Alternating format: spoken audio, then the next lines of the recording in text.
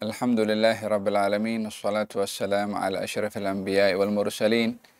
Sayyidina Muhammadin wa ala alihi wa sahbihi ajma'in. Amma ba'du. Assalamualaikum warahmatullahi wabarakatuh. Alhamdulillah, pada pertemuan di pagi hari yang berbahagia di penghujung bulan Syawal, mari kita bersama-sama untuk mengingatkan diri kita sendiri dan orang-orang yang kita kenal, yang kita sayang, akan tanggung jawab hidup di atas muka bumi ini, mengenali tujuan dan mengenali tuntutan serta kewajiban yang ditetapkan dan diwajibkan serta dipersoal oleh Allah Subhanahu wa Ta'ala pada hidup yang singkat ini. Sentiasa kita perlu bermuhasabah untuk mengetahui hala tuju hidup agar supaya hidup kita bermakna dan tidak sia-sia. Agar supaya hidup kita tertumpu dan tidak menjadikan hidup kita tak tentu arah. Bagi seorang muslim dan mukmin akan menyadari, mengakui dan meyakini bahwasanya hidup ini adalah umpama safar ke satu destinasi yang setiap orang bila bermusafir pastinya sudah merancang bila akan safar, berapa lama, apa tujuannya, dan juga bekal yang diperlukan dalam safar tersebut.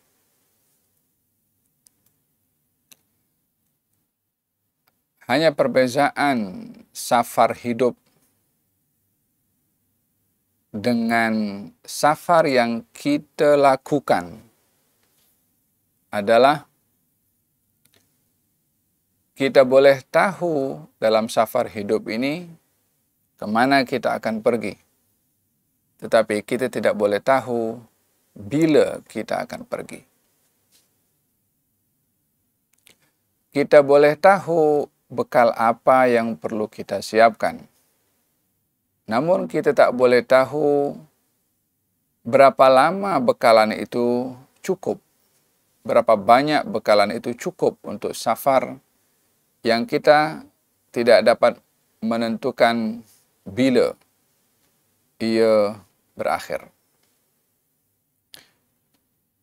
Oleh sebab itu baginda Rasulullah sallallahu alaihi wasallam bersabda, "Al-kayyis man dana nafsahu wa amila lima ba'dal maut." Orang yang cerdik, orang yang pandai adalah orang yang bermuhasabah akan dirinya, apa yang akan didapat olehnya selepas kematian. Wal ajiz man atba'a nafsahu hawaha wa tamanna min Allahil amani. Adapun orang yang lemah, orang yang tak berdaya, orang yang tak cerdik adalah orang yang mengikut hawa nafsu, orang yang mengikutkan akan keinginannya dan berpandukan kepada hawa nafsu, namun menginginkan dan berangan-angan kebaikan daripada Allah. Apa guna angan-angan? Apa guna khayal yang tiada realiti? Tetapi ramai daripada manusia yang tertipu dengan khayalannya sendiri. Ramai daripada manusia yang lemah dan tidak cerdik, walaupun menganggap dirinya cerdik pandai. Bukankah di dalam Al-Quranul Karim Allah Subhanahu wa Ta'ala menceritakan dalam akhir surat Al-Kahfi firman-Nya yang bermaksud, adakah kamu mengetahui orang-orang yang paling sesat amal perbuatannya? Alladzina yahsabuna, yaitu mereka orang-orang yang menyangka mereka melakukan amal kebaikan, akan tetapi pada hakikatnya mereka melakukan kesesatan. Alladzina dhalla sa'yuhum fil hayatid dunya hum yahsabuna annahum yuhsinuna sun'a. Yaitu mereka yang sesat amal perbuatannya di dunia, namun mereka menyangka kalau mereka berbuat kebaikan.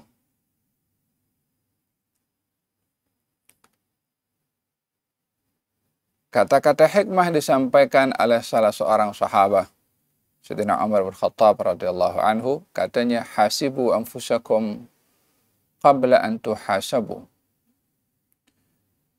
Hisablah diri kamu, auditlah diri kamu, sebelum kamu nanti dihisab atau diaudit. Bukan hanya syarikat diaudit. Bukan hanya yayasan diaudit. Bukan hanya pertubuhan diaudit. Kita dalam hidup ini, kita ada audit. Yang punya syarikat, yang punya yayasan, yang punya pertubuhan, dikena report tentang keuangannya, tapi mungkin yang diaudit keuangan saja. Akan dibuktikan setiap apa yang ditulis bila direport kepada pihak berkuasa, akan ditanya satu-satu bukti kenapa jumlah ini keluar. Mana buktinya? Kalau sekala jumlah saja, tanpa ada bukti, maka akan dipersoal. Mungkin juga akan dituduh sebagai orang yang salah guna kuasa. Sehingga mereka berusaha dan bersungguh-sungguh untuk menjaga syarikat, menjaga yayasan, menjaga pertubuhan, dan menjaga diri mereka sendiri daripada ditangkap, daripada dipermalukan di depan khalayak ramai, daripada dipenjarakan, daripada berbagai macam hukuman. Dan mereka terkadang boleh memanipulasi dengan pelbagai macam bukti palsu agar supaya terselamat daripada audit pihak berkuasa. Ada yang selamat, ada yang tidak. Perbezaannya dengan audit, ketika diaudit oleh Allah Subhanahu wa Ta'ala, manusia pun juga sama. Ada yang berdolah dalih dan menafikan. Ketika ditanya, adakah kamu buat ini? Adakah kamu buat itu? Sebagian daripada mereka ada yang mengaku, ada daripada mereka yang ingkar dan enggan mengakuinya. Di saat mereka enggan dan ingkar mengakuinya, tangannya berbicara, kakinya berbicara, matanya berbicara, di mana semua anggota badan ini adalah anggota badan kita yang tidak pernah berpisah dengan kita, yang mengetahui apa saja yang kita lakukan. Al-yawma nakhtimu ala afwahihim wa tukallimuna aydihim wa tashhadu arjuluhum bima kanu yaksibun. Pada hari ini kami tutup mulut-mulut mereka dan akan berbicara kepada kami tangan-tangan mereka, dan akan disaksikan oleh kaki-kaki mereka. Tidak ada penafian yang berkesan pada saat itu. Yang ada yang tak terbayangkan dan tak tergantikan pada penyesalan tersebut. Yawma ya'addu adh-dhalimu ala yadayh. Gal di hari orang-orang zalim hanya mampu untuk menggigit tangan-tangan mereka karena penyesalan yang teramat luar biasa. Hadirin hadirat muslimin muslimat yang dirahmati oleh Allah. Kita ingin menjadi orang yang cerdik, pandai, dengan berkonsepkan muhasabah dalam hidup. Mengenal pasti hala tuju dan perjalanan safar kita menuju kepada Allah. Kun fid dunya gharibun ka'annaka gharibun au abir sabil. Sabda baginda Rasulullah sallallahu alaihi wasallam, jadilah kamu di dunia ini umpama orang asing atau seorang yang bermusafir. Demikian pesanan beliau kepada Sayyidina Abdullah ibn Umar sambil memegang kepada bahunya.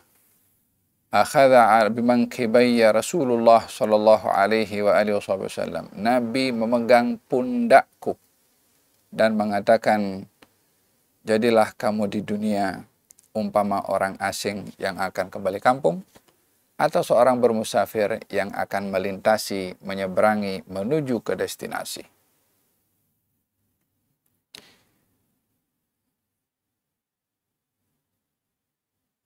Abdullah bin Umar mengatakan setelah mendengarkan pesanan tersebut, katanya, "Idza asbahta fala tantadhirul masa."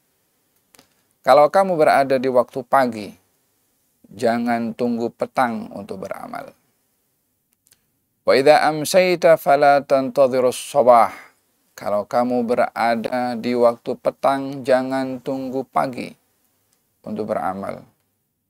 Karena tidak ada jaminan untuk seorang itu sampai di waktu petang bila berada di waktu pagi, dan tiada jaminan baginya untuk sampai di waktu pagi bila ia berada di waktu petang. Wa khudh min sihhatika li saqamika. Ambillah peluang pada masa sehat kamu sebelum datang sakit kamu. Wa hayataka qabla mautika. Ambillah peluang dengan hidup kamu sebelum datang kematian. Muhasabah adalah sikap dan sifat cerdik bagi seseorang. Alangkah ramainya di zaman ini orang yang kurang cerdik. Alangkah sedikitnya orang-orang yang cerdik mengikut definisi yang disebutkan sebentar tadi oleh Nabi Muhammad sallallahu alaihi wasallam dalam hadisnya. Kita ingin bermuhasabah pada tajuk pembahasan hari ini mengenai muhasabah tentang amal perbuatan ibadah yang kita lakukan di bulan Ramadan al-Mubarak dan kesinambungannya setelah bulan Ramadan, supaya kita mengaudit kita punya amal, kita punya activity, dan sentiasa jelas, clear, tertumpu, dan juga istiqamah. Seorang sahabat Nabi sallallahu alaihi wasallam rajin beribadah qiyamul lail. Akan tetapi satu hari ibadah itu ditinggalkan. Kita semua sedia maklum bahwa qiyamul lail, salat tahajud, salat malam atau ibadah di waktu malam, tak kira apapun itu ibadah, karena arti qiyamul lail merangkumi pelbagai macam ibadah yang tidak terhad kepada salat sahaja. Kalau qiyamul lail hanya terhad kepada salat, maka akan terhalang qiyamul lail orang-orang yang berada dalam keadaan uzur untuk salat. Tapi mereka yang berada dalam keadaan uzur pun juga masih berpeluang untuk qiyamul lail dengan berzikir, dengan beristighfar, dengan bersolawat yang tidak terhalang baginya untuk membacanya atau mendengarkan Al-Quranul Karim, baik dengan menggunakan recorder ataupun orang lain yang membacanya, dan seterusnya. Walaupun yang terutama sekali pada qiyamul lail itu adalah salat, disebabkan oleh karena salat adalah sebaik-baik ibadah di sisi Allah Subhanahu wa taala setelah salat fardu adalah salat malam. Wa minal laili fasjud lahu wasabbihhu lailan tawila. Di waktu malam sujudlah kamu dan bertasbihlah kamu lailan tawila, malam yang panjang.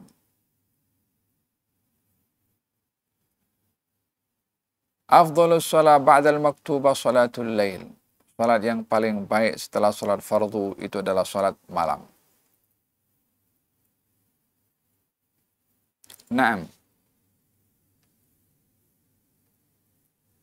Ibadah yang kita lakukan yang bermacam-macam dan setiap ibadah ada rahasianya. Namun yang terbaik daripada ibadah salat itu setelah salat fardu adalah qiyamul lail. Sahabat ini ketika terbiasa bangun malam, namun ditinggalkan, maka Nabi SAW mengatakan kepada para sahabat-sahabat yang lain, katanya, kamu jangan jadi seperti si fulan. Dulu dia bangun malam, lalu ia tinggalkan. Teguran ini adalah teguran kepada orang yang bangun malam lalu meninggalkan, dan teguran juga kepada yang lain, supaya tidak terbiasa bila melakukan satu amal ibadah, lalu ibadah itu ditinggalkan walaupun ia tidak wajib. Tetapi Nabi ingin menekankan konsep istiqamah dalam ibadah. Nabi ingin menekankan konsep istimrariyah, berterusan, berkekalan dalam ibadah.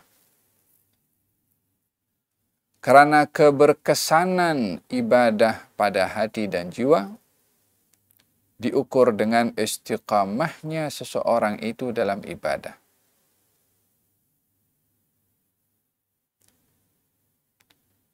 Untuk mendapatkan khusyuk dalam ibadah salat adalah berterusannya ia di dalam salat.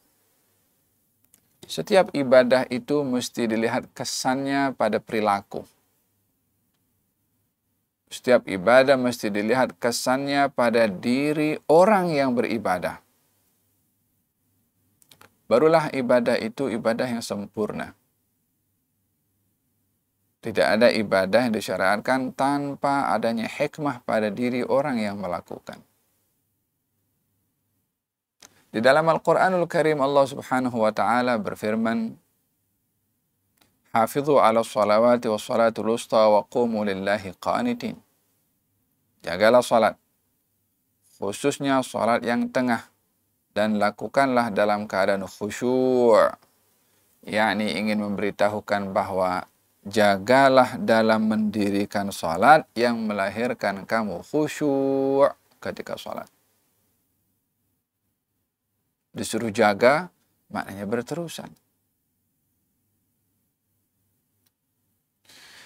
Di dalam Al-Quranul Karim Allah Subhanahu wa taala menyebutkan tentang hikmahnya salat. Katanya aqimus salata. Dalam Al-Quran Allah Subhanahu wa taala berfirman, a'udzubillahi minasyaitonir rajim, innas salata tanha 'anil fahsya'i wal munkar. Salat itu mencegah diri daripada perbuatan keji dan mungkar. Bermakna menjaga salat dapat mencegah diri daripada perbuatan keji dan mungkar. Dalam zakat Allah berfirman, "Khudh min amwalihim shadaqatan tutahhiruhum wa tuzakkihim biha wa shalli 'alaihim." Jagalah salat, ambillah harta zakat daripada orang yang wajib untuk mengeluarkannya untuk dapat mensucikan dan membersihkan. Hikmah zakat mensucikan dan membersihkan. Mensucikan hati orang yang mengeluarkan zakat supaya tak kedekut untuk mengeluarkan zakat, tidak memiliki sifat kedekut. Membersihkan hati orang yang mengeluarkan zakat agar supaya hatinya memiliki belas kasihan pada orang-orang yang susah yang berhak menerima zakat. membersihkan orang yang mengeluarkan zakat, membersihkan hartanya daripada bercampur dengan hak orang lain jika tidak dikeluarkan zakatnya. Jadi pada zakat ada hikmah seperti juga pada salat. Demikian juga pada puasa, demikian juga pada haji, demikian juga pada salat-salat yang lain. Kesan ibadah mesti dilihat pada perilaku. Ketika seseorang bertanya kepada Rasulullah, "Ya Rasulullah, apakah tanda ibadah haji seseorang itu makbul?" yakni ibadahnya diterima oleh Allah. Apa kesannya? Apa tandanya? Katanya, linul kalam wa it'amut ta'am. Orang yang tanda hajinya itu diterima oleh Allah Subhanahu wa taala, tandanya kalau balik daripada haji, kata-katanya lemah lembut. Kalau dulu maki-maki orang, kalau dulu kasar, kalau dulu kata-katanya pedas, balik daripada sana berubah kata tutur katanya. Dan suka menjamu orang lain. Menjamu orang lain dengan berbagai macam jamuan makanan boleh. Menjamu orang lain adalah ihsan kepada orang lain. Dan pada ibadah ada kesan dan juga tanda bagi seseorang. Maka pada ibadah Ramadan yang kita lakukan sebelum ini, mestilah dilihat kesan ibadah tersebut selepas Ramadan. Mestilah dilihat kesan ibadah yang kita lakukan di bulan Ramadan setelah keluar daripada Ramadan. Sejauh mana kita istiqamah dalam ibadah. Al-Imam Abdullah bin Al-Haddad mengatakan wirid atau zikir yang kita baca, itu kesannya akan didapat bila orang itu melazimkan diri dalam berwirid. Bukan hanya sekali, tetapi berterusan. Satu hari baginda Rasulullah sallallahu alaihi wasallam mengimamkan salat zuhur di Madinah. Selepas salat zuhur, beliau segera menuju ke Quba disebabkan ada urusan penting di sana. Selesai daripada urusan penting di Quba, beliau kembali ke Madinah dan didapati di Madinah sedang melakukan salat asar. Beliau yang ketika menuju ke Quba belum lagi melakukan salat ba'diyatul zuhri karena tergesa-gesa. Setelah balik ke Madinah dan sudah masuk waktu asar, beliau lakukan salat ba'diyah tadi di waktu asar. Walaupun zuhurnya sudah habis.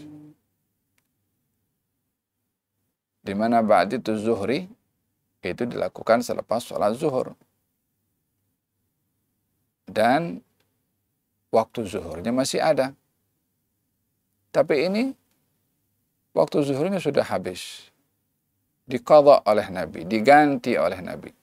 Untuk menjaga istiqamah, untuk menjaga berterusannya satu ibadah yang saya katakan di awal, keberkesanan ibadah adalah bergantung kepada istiqamahnya seseorang pada ibadah tersebut. Demikian teguran baginda Rasulullah kepada sahabat yang melakukan satu ibadah lalu ditinggalkannya, walaupun ibadah itu tidak wajib, namun istiqamah menjadi dasar dalam kita beribadah kepada Allah Subhanahu wa taala. Di dalam Al-Qur'anul Karim terdapat satu ayat yang ketika ayat itu turun kepada baginda Rasulullah menyebabkan baginda Rasulullah SAW gerun karena beratnya perintah ayat tersebut untuk dilaksanakan. Sehingga Nabi mengomentarinya dengan mengatakan, syayyabatni hudun wa akhawatuh. Menjadikan rambut saya itu memutih surat Hud dan saudara-saudaranya. Surat Hud dan saudara-saudaranya. Yani ketika turun surat Hud, gerunnya Nabi dengan isi kandungan surat itu menyebabkan rambut Nabi bertambah jumlahnya atau rambut putihnya bertambah jumlahnya. Walaupun tidak banyak pun rambut putih Nabi Shallallahu Alaihi Wasallam. Apakah dalam surat Hud ayat yang menyebabkan Nabi itu gerun sehingga rambutnya atau rambut putihnya bertambah? Katanya perintah Allah kepada Nabi untuk istiqamah.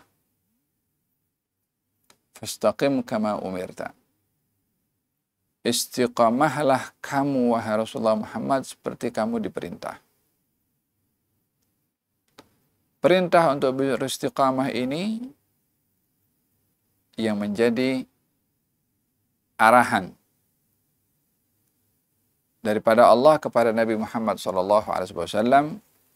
Walaupun perintah itu bukan khusus untuk Rasulullah, setiap perintah yang diperintahkan oleh Allah kepada Rasulullah ianya adalah tertuju juga kepada umatnya. Kecuali beberapa khususiyah, hal-hal yang khusus diberikan oleh Allah kepada Nabi SAW dan tidak dikongsi oleh umatnya. Seperti perintah Allah yang melarang Nabi untuk menerima zakat, maka ia tidak berlaku kepada umatnya yang lain selain daripada ahli keluarga Nabi. Perintah istiqamah ini yang berat untuk dilakukan, namun besar pemberiannya bagi mereka yang mau menjaga. Dia bukan perkara yang mustahil, tapi tidak mudah untuk melakukan istiqamah. Dan setiap perintah yang berat ini, mestilah balasannya pun juga besar dan berat. As-sawabu ala qadrin nasab. Pahala itu bergantung kepada susah payahnya kita dalam beramal.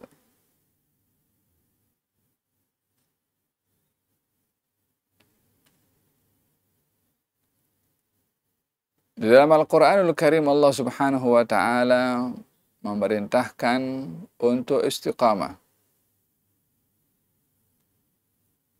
Wa an law istaqamu ala tariqati la asqainahum ma'an ghadaqa. Kalau mereka beristiqamah dalam amal ibadah, maka mereka akan dianugerahkan oleh Allah ma'an ghadaqa, air hujan yang deras, yakni akan diberikan rezeki oleh Allah Subhanahu wa Ta'ala. Mengenai hubungan manusia dengan Allah Subhanahu wa Ta'ala pada ibadahnya yang dituntut padanya istiqamah akan menyebabkan turunnya rezeki.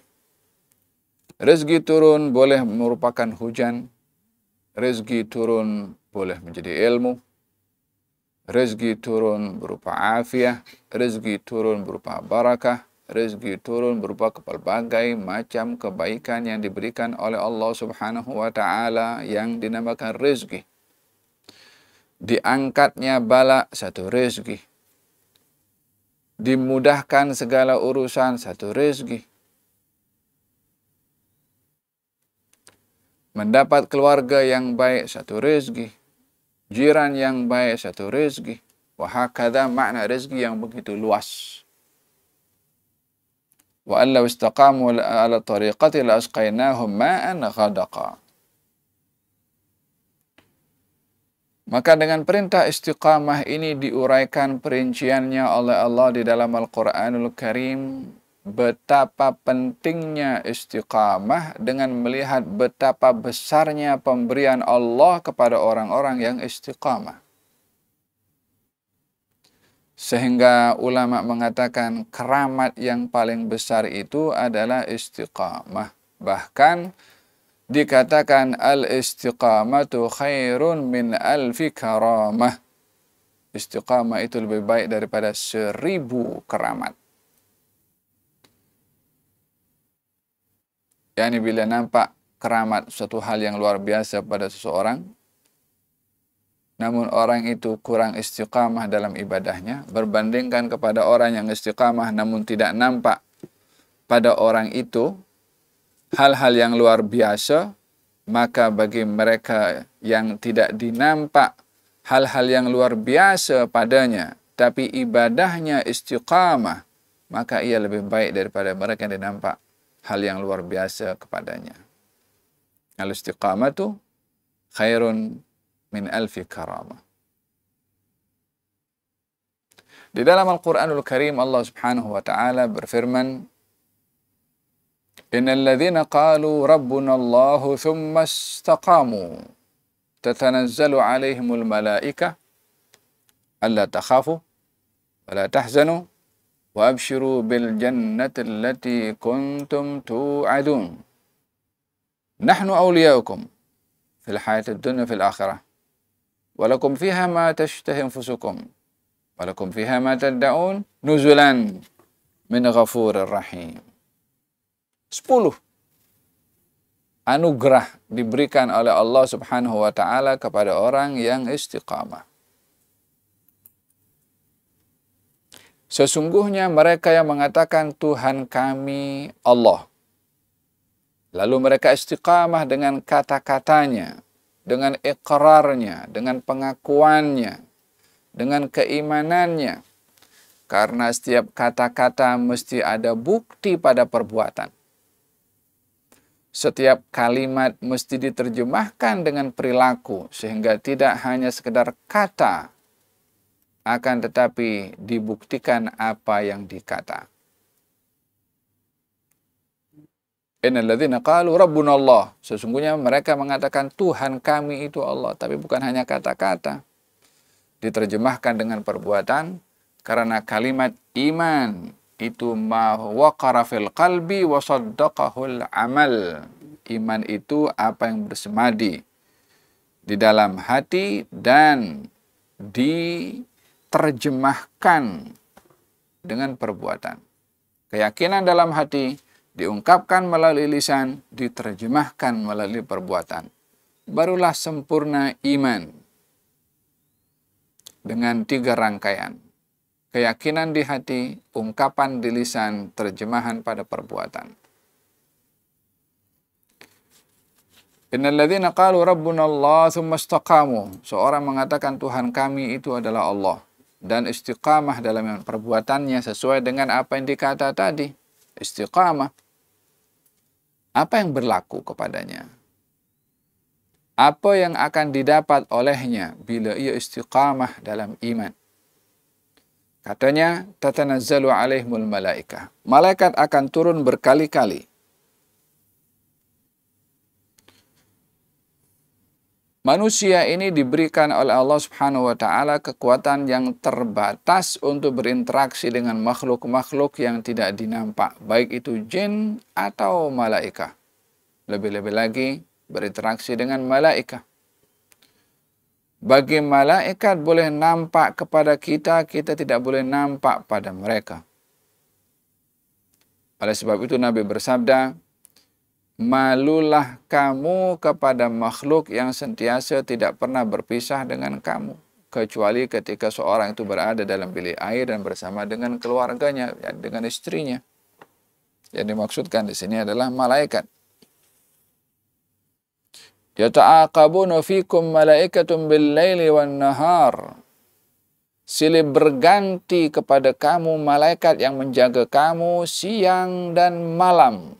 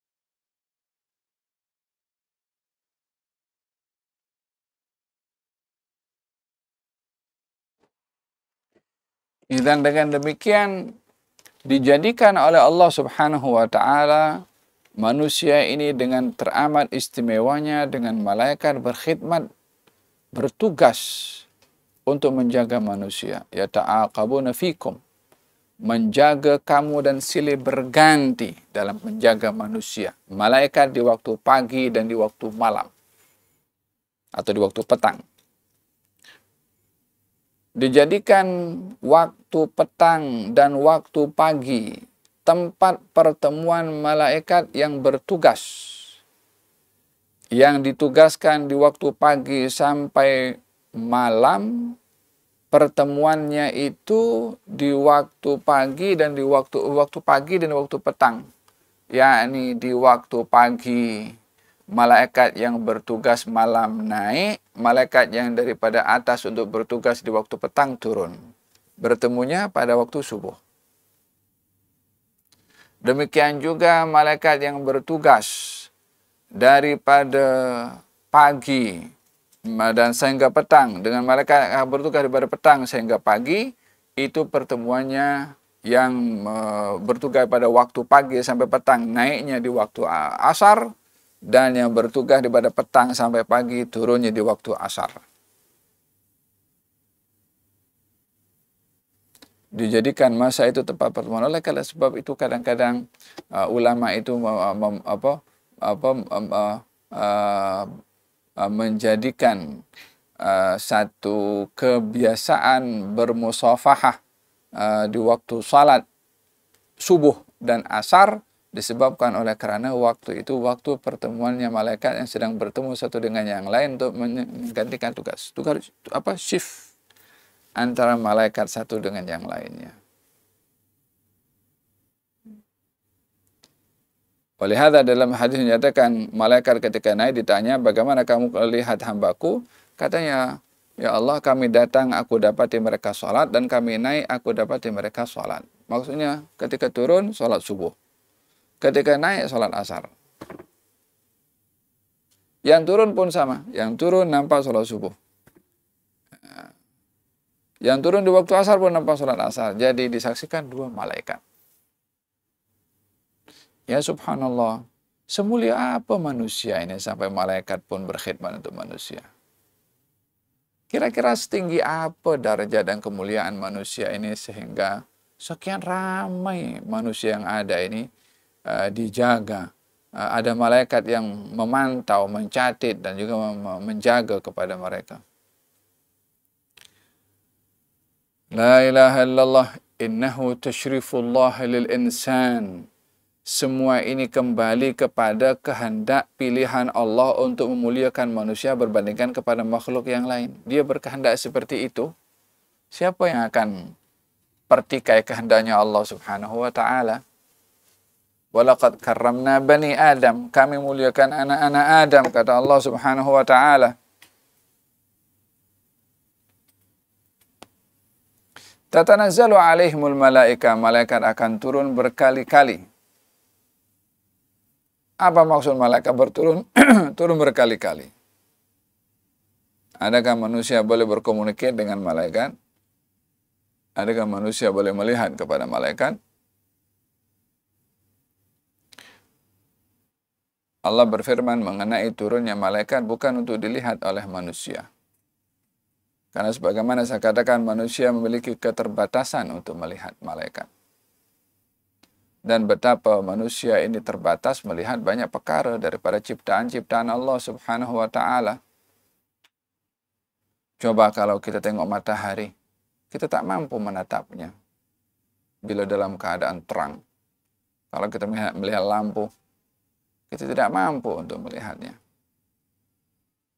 Kalau kita melihat kilat, kita tidak mampu menatapnya. Kita mendengar sesuatu, ya, tapi bila kita mendengar suara pekikan atau suara yang kuat, kita akan tutup telinga kita karena khawatir gendang telinga ini boleh pecah. Demikian pada mengangkat sesuatu, so kita akan terhad dengan berapa berat barang yang kita boleh angkat.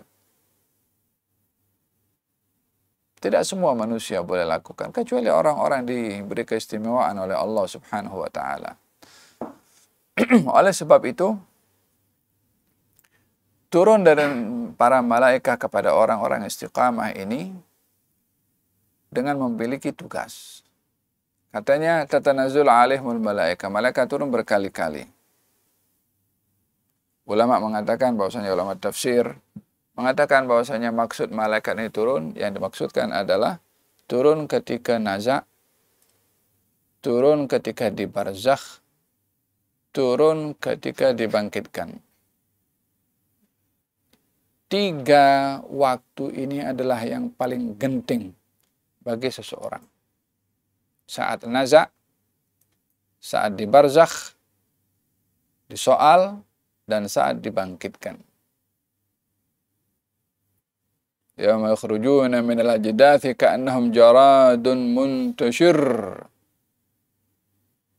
Orang itu bila keluar daripada kubur, umpama nampak itu macam National Geographic itu kalau musim belalang yang banyak, kalau terbang di mana di tempat kawasan tanah pertanian ke tanaman-tanaman, banyaknya itu belalang yang sedang terbang sehingga langit pun boleh tertutup dengan banyaknya belalang. Macam lebih kurang hampir menyerupai seperti itu manusia ketika keluar daripada alam barzakhnya nanti. Oleh sebab itu digambarkan dalam Al-Quranul Karim dalam surat Az-Zumar, dan akan digiring orang-orang yang bertakwa menuju ke surga.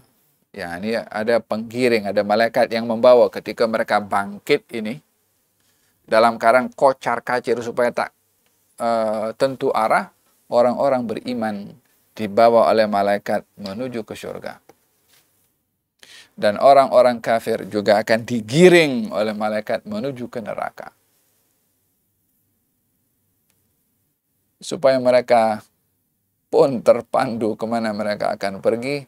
Semoga Allah menggolongkan kita dalam golongan orang-orang yang beriman dan bertakwa yang digiring oleh malaikat menuju ke surga. Turun di waktu nazak, turun di waktu barzakh, dan ketika dibangkitkan. Katanya, la takhafu. Hai orang yang istiqamah, jangan kamu takut. Wala tahzanu, jangan kamu sedih. Wa abshiru bil jannati allati kuntum tu'adun. Dan terimalah kabar gembira atas janji yang telah dijanjikan kepada kamu. Demikian kata-kata malaikat kepada orang istiqamah. Jangan kamu takut, jangan kamu sedih. Ulama mengatakan bahwasanya jangan kamu takut ke atas apa yang akan kamu hadapi di hadapan. Jangan kamu sedih kepada apa yang kamu tinggalkan, karena seorang itu akan bersedih bila sesuatu yang tidak diinginkan berlaku dulu, kemudian dia sedih. Kalau takut, itu sesuatu yang akan berlaku, yang boleh memudaratkan kepadanya, maka itu artinya seorang itu takut sesuatu akan berlaku. Seorang takut kena cancer, seorang takut miskin, seorang takut musibah berlaku di hadapan. Musibah itu mungkin belum berlaku, tapi dia risau. Malaikat akan mengatakan kepada orang itu yang istiqamahlah, jangan kamu takut ke atas apa yang kamu hadapi nanti, dan jangan kamu bersedih kepada apa yang ada di belakang kamu. Yakni 2 hal yang merunsingkan hati dan jiwa seseorang, yaitu takut dan sedih, dinafikan atau diyakinkan kepada orang itu untuk tidak punya sifat atau rasa takut dan sedih, agar supaya ia tidak merasa takut atas apa yang akan berlaku, dan dihilangkan rasa sedih ke atas apa yang sudah berlaku. Mana ada orang yang lebih tentram hidupnya melebihi orang yang tak ada rasa takut dan tak ada sedih. Takut dan sedih bukan milik orang miskin. tapi boleh jadi milik semua orang. Orang kaya mungkin takut hilang kekayaannya. Orang sehat takut sakit. Orang belajar takut gagal. Orang berbisnis takut tak mendatangkan profit. Macam-macam jenis takut. Dan juga sedih. Namun bagi orang istiqamah ini, katanya la takhafu. Kamu jangan takut. Wala tahzanu. Jangan kamu sedih. Saat naza dikatakan demikian. Sehingga dia tidak takut untuk masuk ke alam barzakh dan tidak sedih pada yang ditinggalkan daripada ahli keluarga. Saat di barzakh dikatakan jangan takut untuk masuk ke alam al-ba'ats, kebangkitan, dan tidak bersedih dengan apa yang ditinggalkan daripada kenikmatan yang didapat di alam barzakhnya. Ketika dibangkitkan, jangan kamu takut dalam keadaan situasi yang kocar-kacir seperti mana saya gambarkan tadi, dan tidak sedih dengan apa perkara buruk yang akan berlaku kepadanya, karena dinafikan oleh malaikat tadi. Malaikat bagi tahu jangan takut, jangan sedih. Yang bagi tahu pun malaikat. Kalau manusia mungkin boleh tipu, tapi malaikat tak boleh tipu. Sehingga orang itu tentram saat naza, orang itu tentram di barzakh, dan orang itu tentram saat dibangkitkan. Ini yang pertama diberikan oleh Allah Subhanahu wa taala kepada orang istiqamah saat naza, saat barzakh dibangkitkan. Kemudian nahnu awliyaukum, kami adalah penolong-penolong kamu, pembela, pelindung. Siapa kami di sini? Ahlu tafsir mengatakan kami dimaksudkan di sini adalah Allah. Yang kedua, ahli tafsir mengatakan kami di sini adalah malaikat tadi yang mengatakan kepadanya jangan takut, jangan sedih. Apa sebabnya malaikat mengatakan jangan takut, jangan sedih, dan terimalah kabar gembira akan surga yang Allah janjikan kepada kamu? Nahnu awliyaukum fil hayatid dunya. Kami pembela kamu, kami pelindung kamu, kami penjaga kamu di dunia dan juga di akhirat. Oleh sebab itu kami yakinkan kamu jangan takut, sebab kami yang sentiasa bersama dengan kamu. Kalau ini tafsirkan malaikat. Kalau ditafsirkan nahnu di sini adalah Allah, menunjukkan keagungannya. Kalau kami dinisbahkan kepada Allah, menunjukkan keagungannya Allah. Kalau kami pada makhluk, menunjukkan ramainya makhluk. Tapi kalau kepada Allah, karena Allah itu adalah tunggal, Maha Esa, menunjukkan ta'zim.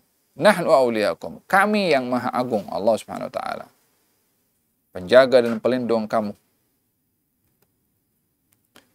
Kami jaga kamu di dunia, kami jaga kamu di barzakh, kami jaga kamu di akhirat. Sehingga orang itu dalam secure Allah. Keamanan yang tak terbayangkan kalau seorang itu berada dalam perlindungannya Allah Subhanahu wa taala. Bukankah naza itu Allah yang cipta? Bukankah alam barzakh itu yang orang bersendirian dan menakutkan Allah juga yang cipta? Bukankah hari kebangkitan Allah juga yang cipta? Kalau semuanya tadi itu Allah yang ciptakan, lalu manusia tadi yang istiqamah tadi katanya jangan takut, jangan sedih, kami adalah pembela kamu. Yani Allah membela kamu, Allah melindungi kamu. Kira-kira orang itu akan takut saat naza? Sementara Allah dikatakan kepadanya jangan takut, jangan sedih. Akan terpelihara waranti dari Allah Subhanahu wa taala kepada orang tersebut. Jangan takut, jangan sedih. Tak semua orang yang boleh dapat itu kecuali yang istiqamah tadi. Ini kan janjinya Allah dalam Quran seperti itu. Nahnu awliyaukum, kami pelindung-pelindung kamu. Fil hayatid dunya, di dunia, dalam kehidupan dunia. Di masa dia hidupnya dasarnya iman dan istiqamah sampai ajalnya tiba, katanya nahnu awliyaukum, aku penjaga dan pelindung, kami penjaga dan pelindung kamu. Fil hayatid dunya, mulai daripada kamu hidup itu sampai nazak. Fil akhirah, mulai di barzakh sampai dibangkitkan.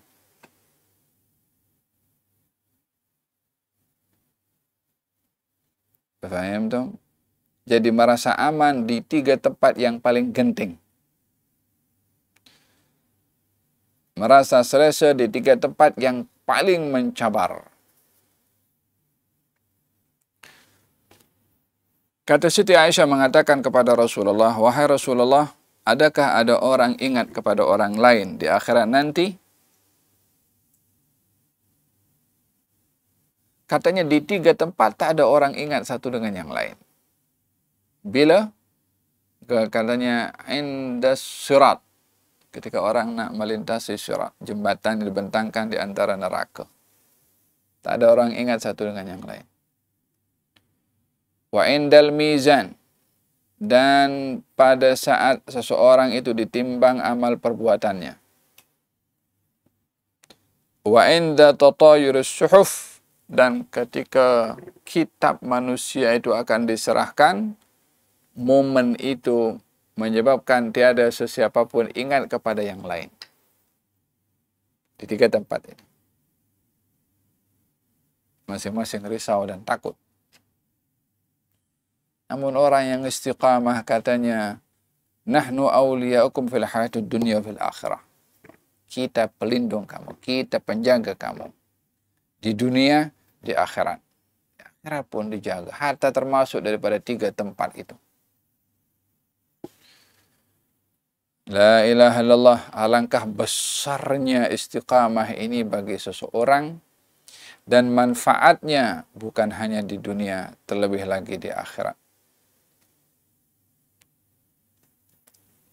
Nahnu awliya'ukum fil hayatid dunya fil akhirah walakum fiha ma tashtahi anfusukum. Bagi kamu di akhirat nanti, di surga nanti, apa saja yang kamu inginkan pasti akan diberi. Walakum fiha ma tad'un, dan bagi kamu apa yang kamu sangka. Ulama ada mengatakan ma tashtahi ma tad'i.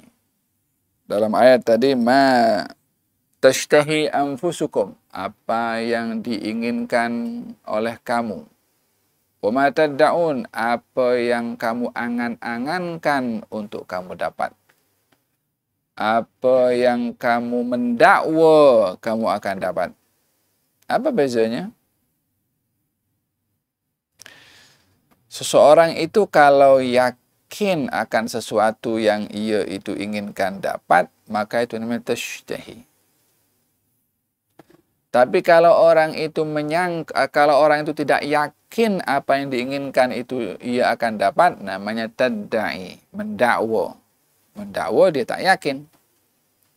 Kalau tashtahi dia ingin dan dia yakin yang diinginkan itu ada. Di surga ini akan diberikan oleh Allah Subhanahu wa taala apa yang diinginkan oleh manusia yang ia yakin ada, dan akan diberikan oleh Allah kepadanya apa yang ia dakwa, apa yang diinginkan itu ada atau tidaknya, macam itu. Akan diberi juga oleh Allah Subhanahu wa taala. Maknanya apa? Don't worry. Jangan runsing di surga. Jangan ragu-ragu. Apa kata orang ini? Take for granted.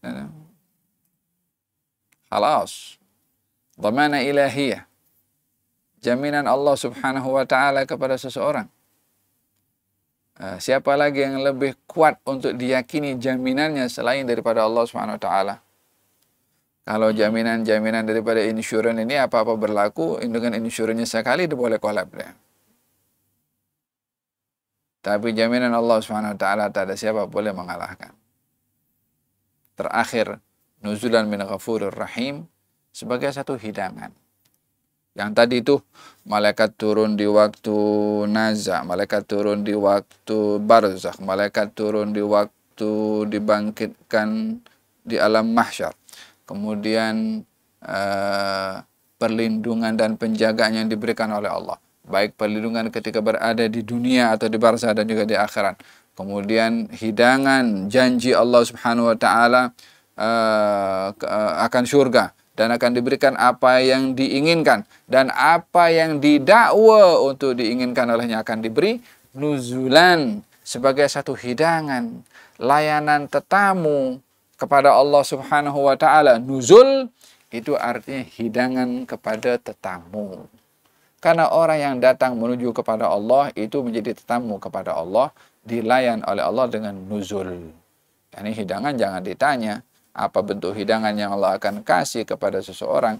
Cukup seorang itu menjadi orang terhormat bila menjadi tetamu kepada Allah Subhanahu wa taala. Nuzulan min ghafurur rahim, daripada Tuhan yang Maha Pengampun lagi Maha Penyayang. Hadirin hadirat yang dirahmati oleh Allah Subhanahu wa taala, mari kita bersama-sama bermuhasabah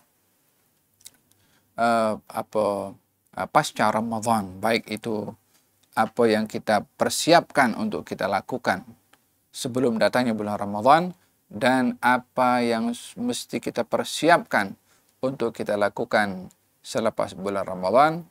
Kuncinya terletak kepada al-istiqamah. Mudah-mudahan Allah Subhanahu wa taala menganugerahkan kepada kita istiqamah di dalam beribadah kepada Allah Subhanahu wa taala, dan dianugerahkan oleh Allah rahasia ibadah, baik itu zikir, salat, Quran, sedekah, puasa sunnah, dan apa saja bentuk aktiviti ibadah yang kita lakukan. Mudah-mudahan Allah tampakkan kesan ibadah itu pada perbuatan dan perilaku kita, pada tutur kata kita, pada tindakan dan sikap kita, serta akhlak, muamalah, dan adab kita, sehingga kita termasuk dalam golongan orang-orang yang diterima amal ibadahnya oleh Allah Subhanahu wa taala. Dan mudah-mudahan Allah Subhanahu wa taala anugerahkan kepada kita kesempurnaan dalam ibadah. Allahumma a'inna ala dzikrika wa syukrika wa husni ibadatika. Wa sallallahu ala sayyidina Muhammadin wa ala alihi wasallam. Alhamdulillahirabbil alamin. Assalamualaikum Waalaikumsalam warahmatullahi wabarakatuh. Bolehkah agak ajarkan doa supaya elak mudah mengantuk? Sebab bila hadiri majelis ilmu, terutamanya waktu malam, mudah mengantuk. Terima kasih. Nah,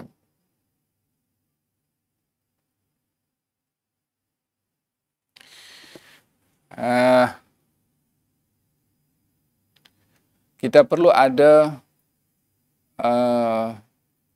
sikap psikologi kepada diri kita sendiri. Bila kita menginginkan sesuatu, bergantung kepada penilaian kita kepada apa yang kita inginkan, itulah kita akan terpanggil untuk dapat apa yang kita inginkan. Ya kan? Kalau berbagai macam contoh yang ada ya, kalau seorang itu sedang mengejar sesuatu dalam hidupnya, maka dia akan bersungguh-sungguh untuk mengejarnya. Orang yang sedang dalam keadaan exam, atau orang sedang persiapan untuk interview, atau bentangkan dia punya kertas kerja yang menjadi jaminan kepada dia suksesnya kerja dia atau tidak, maka dia siang malam akan banting tulang untuk dia dapat buktikan apa yang dia kerjakan itu betul-betul bermanfaat dan bernilai, serta ianya perkara yang baik. Sama juga kita dalam ibadah ini, sejauh mana kita memahami rahasia dan juga kemuliaan yang ada pada qiyamul lail. Kalau kita memahaminya, qiyamul lail ini kita sedang dijemput oleh Allah. Kalau qiyamul lail ini adalah private meeting kita dengan Allah Subhanahu wa taala. Kalau kita memahami qiyamul lail ini, kita nak tumpahkan masalah kita kepada Allah untuk diselesaikan oleh Allah Subhanahu wa taala. Kita nak serahkan semua kita punya hajat untuk dipenuhi oleh Allah Subhanahu wa taala.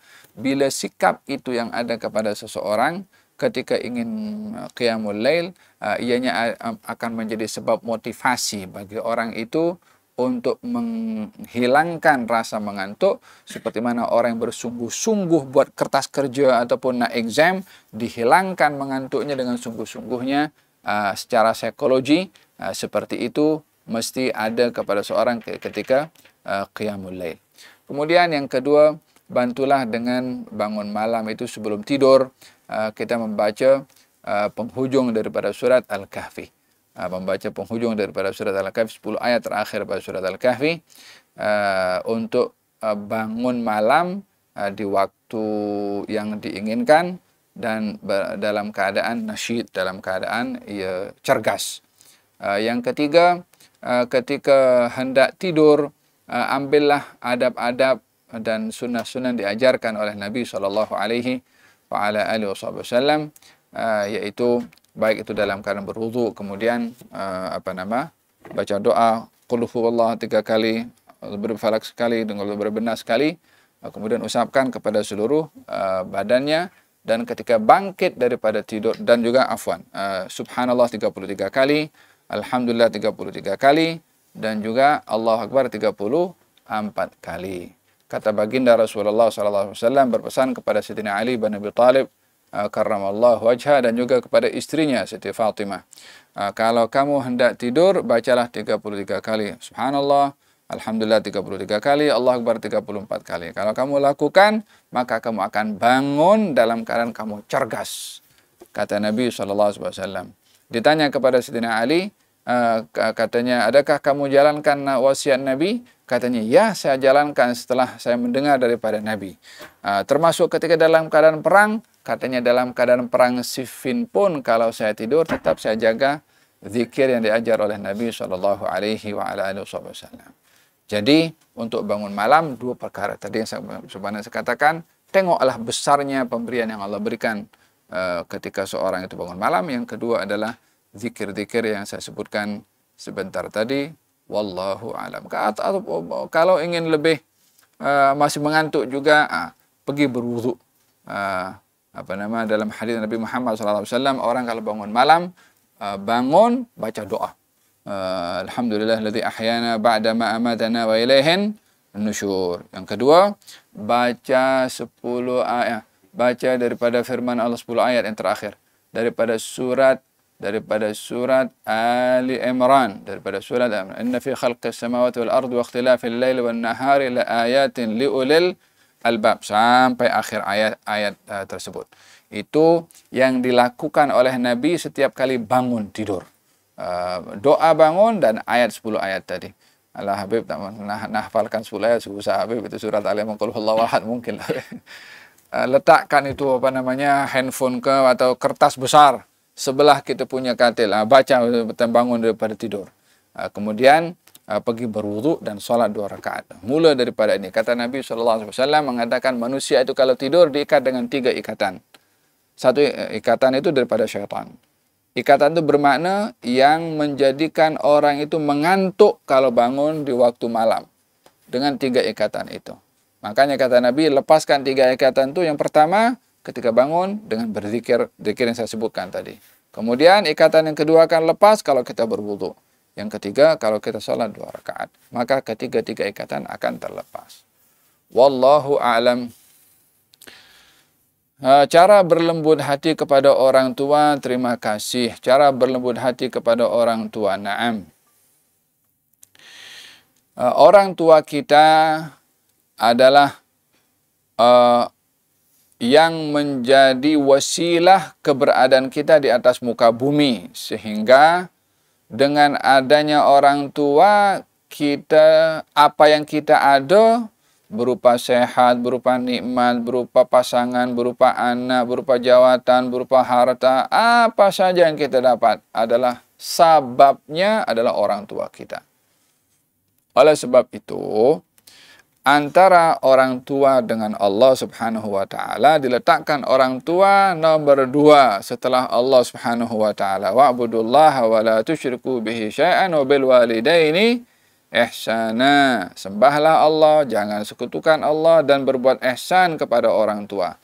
Kata ulama tafsir mengatakan, kenapa diletakkan orang tua setelah Allah?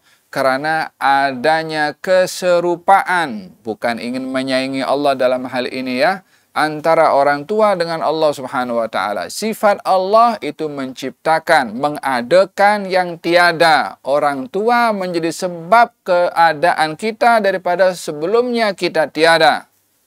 Itu jasa tak terbayar kepada orang tua bagi anak. Jadi bila melihat apa yang kita ada sebabnya orang tua, maka kita akan memahami apa kata Nabi mengatakan, anta wa maluka li abika. Kamu dan kamu punya harta milik engkau punya orang tua. Walaupun hadis ini bukan bermakna orang tua boleh guna duit anak sesuka hati, tidak. Tapi ingin memberitahukan betapa besar dan tinggi kedudukan dan darjat orang tua bagi anak. Oleh sebab itu diperintahkan di dalam Al-Quranul Karim untuk kita berbakti kepada orang tua. Berbakti kepada orang tua, berbuat ihsan. Berbakti kepada orang tua, sabar dengan kerenah orang tua. Berbakti kepada orang tua adalah dengan kita tidak mengganggu kepada orang tua atau memberatkan kepada orang tua.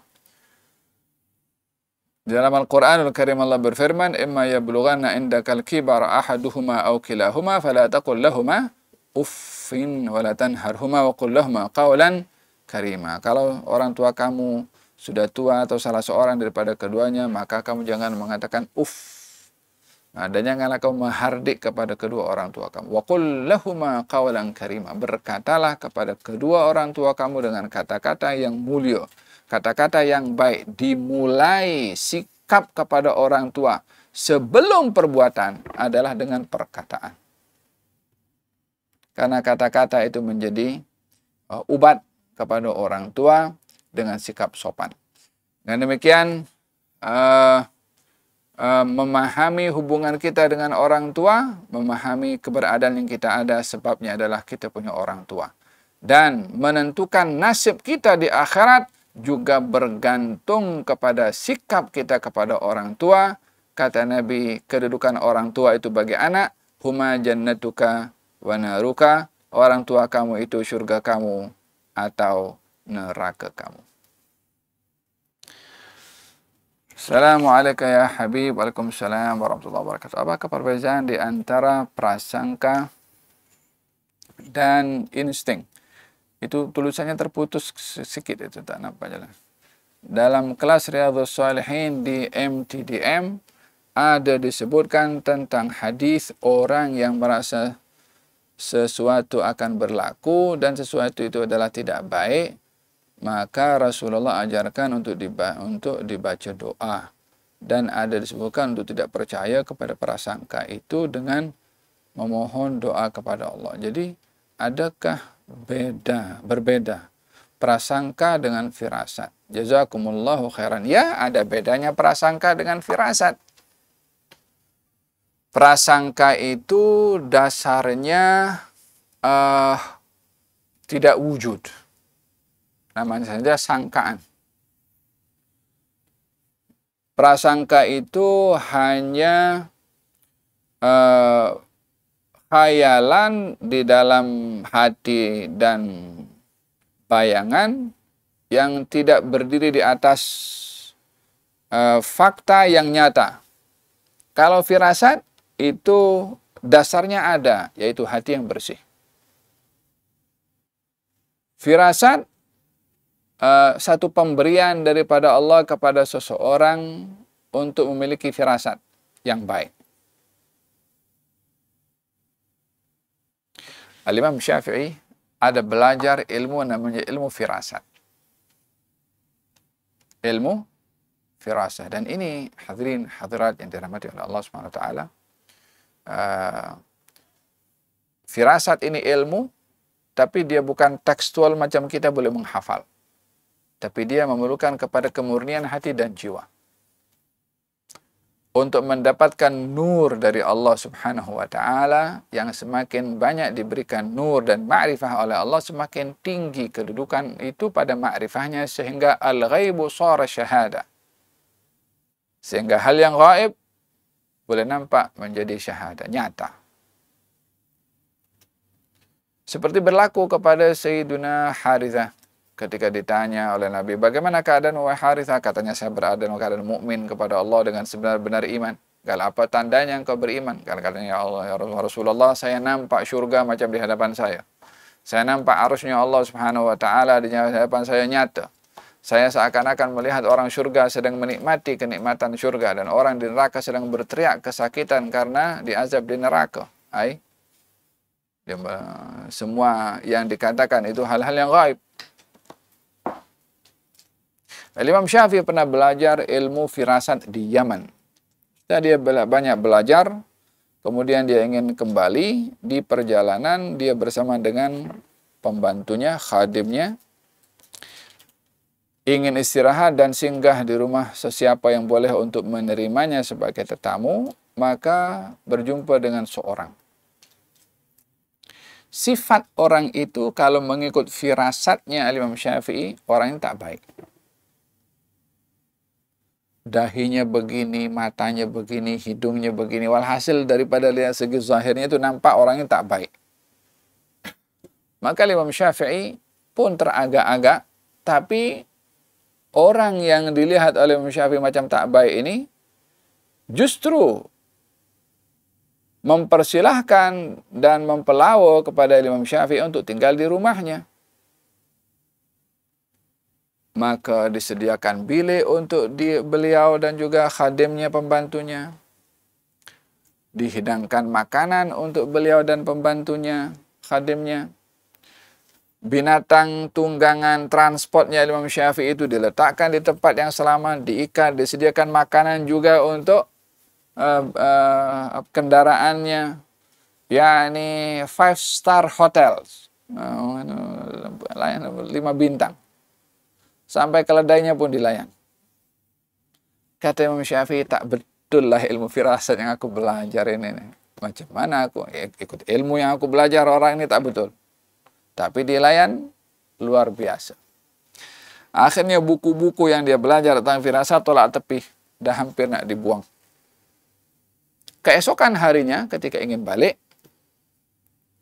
katanya, jazakallahu khairan, terima kasih banyak kepada kamu sudah layan aku, baik betul, layanan istimewa, terima kasih, semoga Allah memberi balasan kepada kamu. Kata lelaki yang melayan kepada Imam Syafi'i mengatakan, katanya, saya ini, adakah ayah kamu pernah berjasa kepada saya? Kata lelaki tuan rumah itu. Katanya tidak. Adakah kamu pernah berjasa kepada saya? Katanya tidak. Adakah saya ada hutang kepada kamu yang saya tidak bayar? Bertanya kepada Imam Syafi'i. Katanya tidak. Ditanya banyak soalan yang menunjukkan ada sesuatu yang pernah didapat olehnya kebaikan daripada Imam Syafi'i atau tidak? Kata Imam Syafi'i tidak ada. Lalu kamu pikir semalam saya layan kamu punya pembantu, layan kamu punya keledai, aku sediakan makan untuk kamu berdua termasuk keledai kamu, saya terpaksa kosongkan bilik itu untuk kamu dan saya tidur di tempat bilik yang sempit. Semua kamu pikir itu free kah? Untuk makanan kamu sekian, untuk makanan pembantu kamu sekian, untuk bilik yang kamu tinggal sekian, untuk keledai kamu sekian, untuk makanan keledai kamu sekian. Kena cas semua. Diambil balik itu kitab firasat oleh Imam Syafi'i. Memang betul lah ilmu firasat. Jadi firasat itu adalah ilmu pemberian daripada Allah kepada seseorang. Dan seseorang yang diberi firasat adalah mestinya orang yang punya hati yang bersih dan ilmu yang ilham yang diberikan oleh Allah kepadanya. Adapun prasangka adalah dasarnya adalah hawa nafsu, sangkaan, dan juga tidak ada fakta untuk menjadi base kepada prasangka. Oleh sebab itu dikatakan iyyakum wadh-dhann fa inna dhanna akdzabul hadits. Hati-hati kamu daripada prasangka, karena prasangka itu adalah sedusta-dusta kata-kata. Wallahu a'lam. Assalamualaikum warahmatullahi wabarakatuh. Semoga Allah merahmati. Amin ya rabbal alamin. Saya dan istri sudah menabung untuk anak kami dari lahir sampailah sekarang umur 6 bulan. Sekarang duit tabungan tersebut terlalu banyak. Jadi kami fikir, bolehkah kami sebagai orang tua ambil duit tersebut untuk sedekah atas nama anak kami? Apakah jika kami ambil duit tersebut dikira sebagai ngambil haknya atau kepunyaan anak kami, walaupun dengan tujuan yang baik, sebab kami takut untuk guna duit tersebut karena merasa duit tersebut kepunyaan anak kami, bukan kepunyaan kami, sebab kami menabung untuk anak kami. Mohon penjelasan. Nah, seseorang bila memberikan hadiah kepada orang lain, maka hilanglah kepemilikan kepada hadiah itu jika sudah diserahkan kepada orang lain. Bila hilang kepemilikan, maka dia tidak berhak lagi menggunakannya karena sudah menjadi hak milik orang lain. Melainkan kalau hadiah itu daripada orang tua kepada anak, orang tua boleh tarik balik itu hadiah karena kedudukan orang tua terlalu tinggi bagi anak.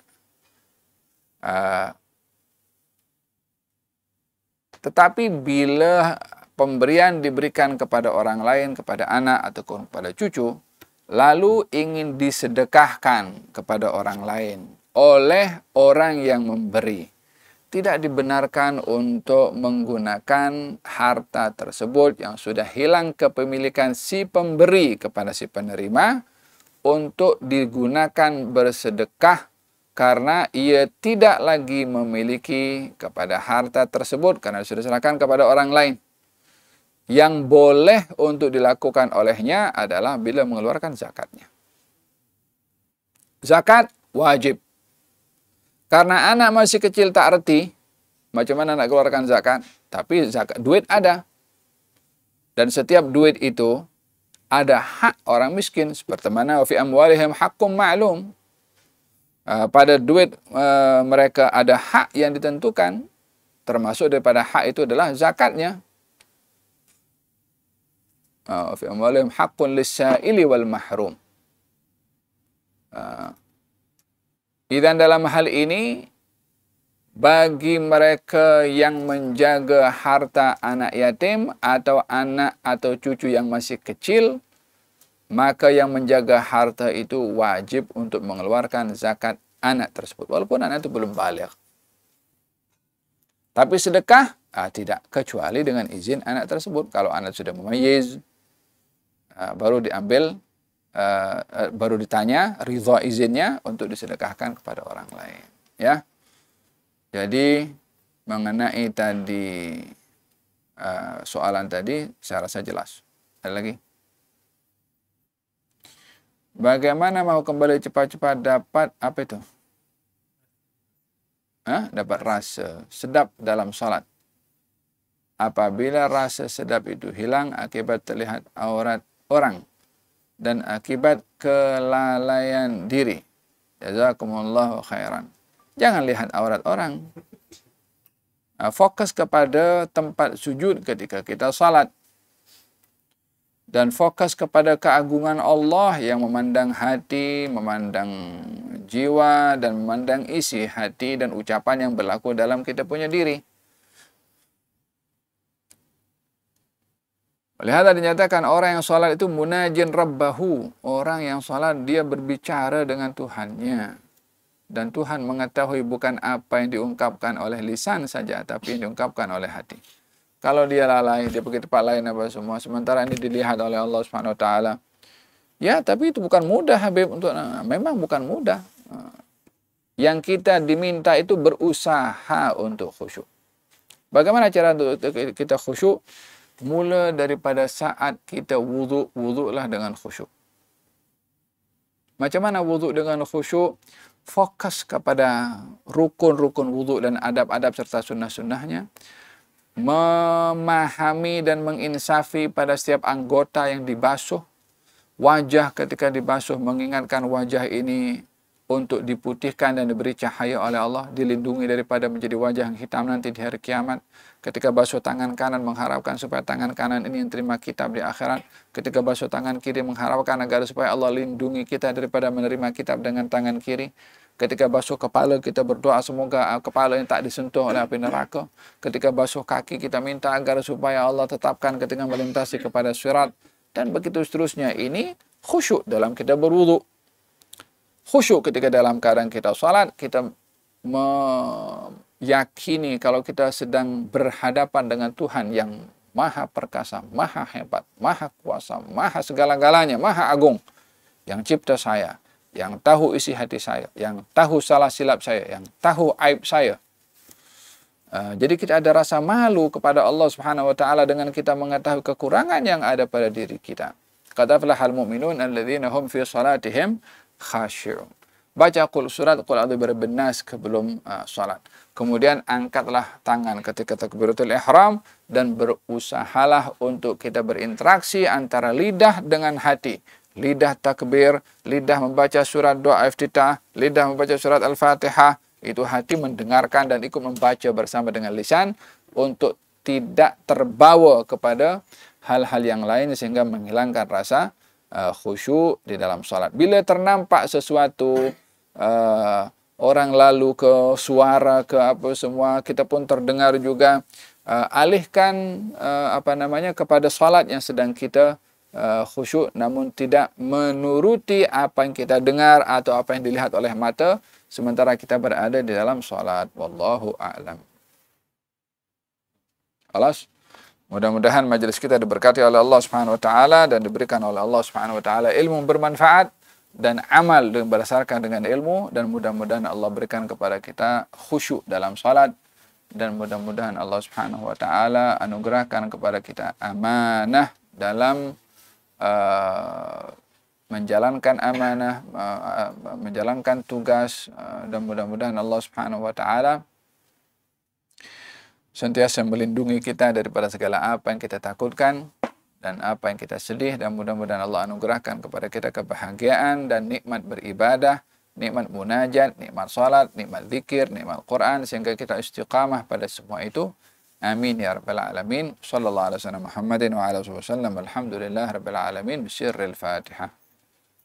Bismillahirrahmanirrahim. Alhamdulillah rabbil alamin. Arrahmanir rahim.